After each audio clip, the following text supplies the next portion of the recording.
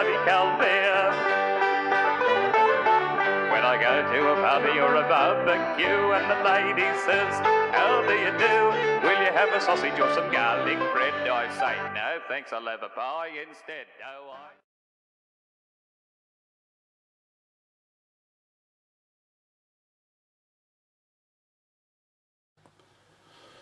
G'day everyone, welcome to Matt Hill's Scale Models. Today's virtually video number one of the construction starting on the old 1979 Airfix Lancaster.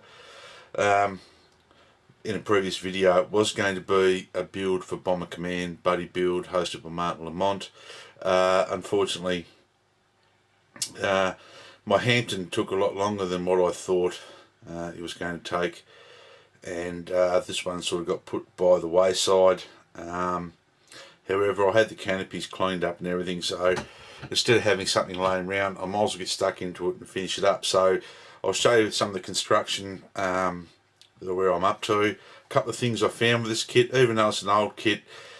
Some parts good, some parts bad, but that comes with the game, with everything these days, I suppose. The kit itself, as I explained in the video before, will not have its original decals. The decals in this were absolutely cooked. I've got another set of aftermarket decals there, and I'll show you that in another video. So I'll show you where I'm up to, guys. Now, before I start, as we mentioned before, the kit is moulded in a very unusual plastic, something that I haven't sort of come across before in Airfix. The kit is boxed Airfix Humbrol. I don't know whether it's the Humbrol moulding, it's the plastic they've used, not Humbrol Heller. If it's the plastic they've used, then it might be a problem. I know I have spoken to a couple of other YouTube channels and a few guys on Facebook who said they've experienced the same problem with this plastic. I know the Rebels at Cloud9 was building a rebuild from when he was a kid, and he said he did run into a bit of trouble with the glue sticking to me glue. I've sort of overcome that problem, and I'll show you that a bit later. So the kit's very, very basic. Cockpit, there's no cockpit, no bulkheads or anything like that. You just get a pilot seat, and the navigator, he sits just on a little tab that's in the cockpit there, and that's about it. There's no crew, gunner crew or anything like that with the kit. Now, the bomb bay doors and the landing gear doors, they became moulded as one piece.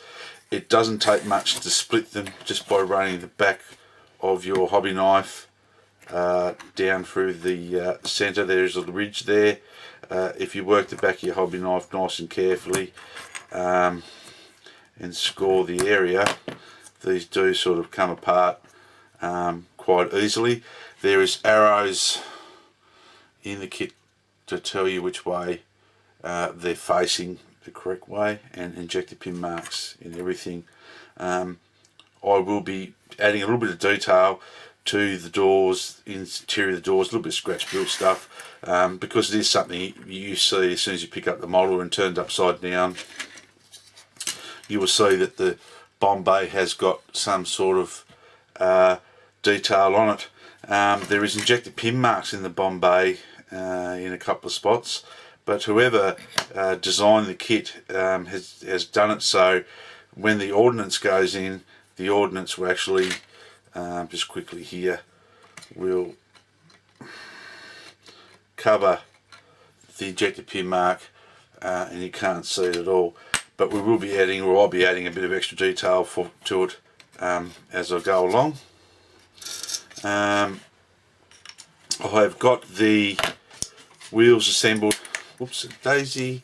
The wheels have been assembled, but as you can see, the plastic, it's really funny when it sands. The shininess goes off it, but it does leave marks. So I'm hoping, I've gone down through the grades there, but there's still like a dull mark. So once I prime these up, they will, I'll check them to see whether, the scratches are still visible. I hope not.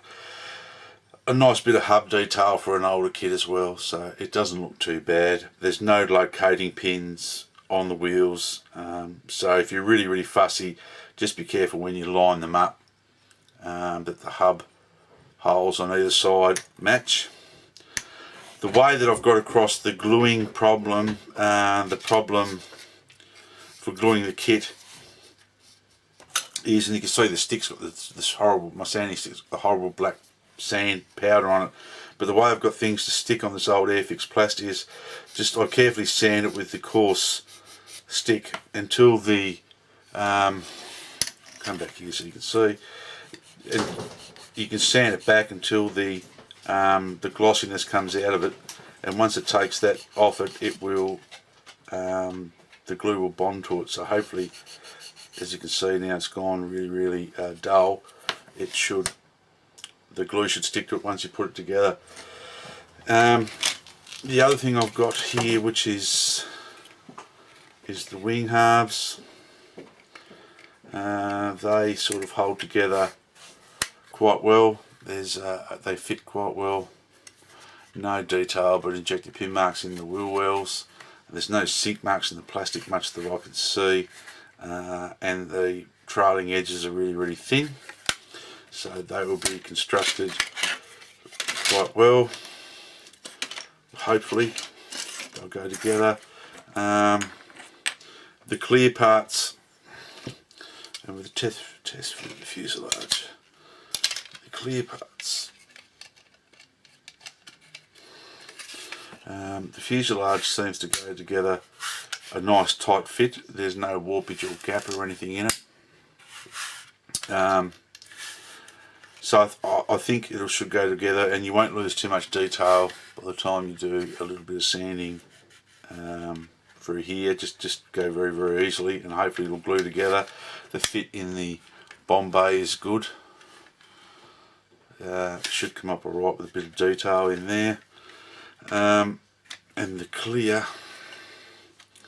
parts sit, and the fit of those so far doesn't look too bad. I'm not too sure about these separate pieces here, how they will look. I'm not too sure, but it should be a fairly good fit. And with the extra dipping off and polishing of the canopy, I'm not going to bother too much with the interior detail, because you can see a little bit in there, but all the clear parts suffer from it's like a swirly, and it's hard to see on the camera. The polishing and dipping off the canopies in the future type polish did make them shiny, but didn't improve the clarity of the plastic, unfortunately. Did a little bit, but not enough. So that's where I'm up to on that. And these parts here, of course, the turrets for the guns. There's injector pin marks in here. Just have to carefully sand those out. There's no gunner crew in any of the parts. All you do is you get a pilot and a co-pilot. I'm not even going to bother putting those in. Just going to leave it as is.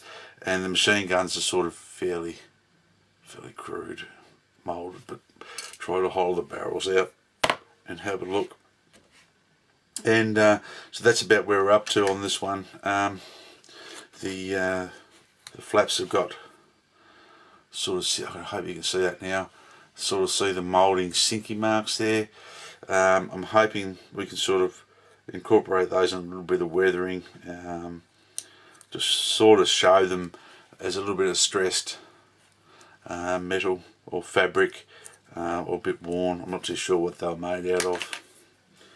So hopefully now, once we get some RAF dark green sprayed in, the construction should be fairly straightforward.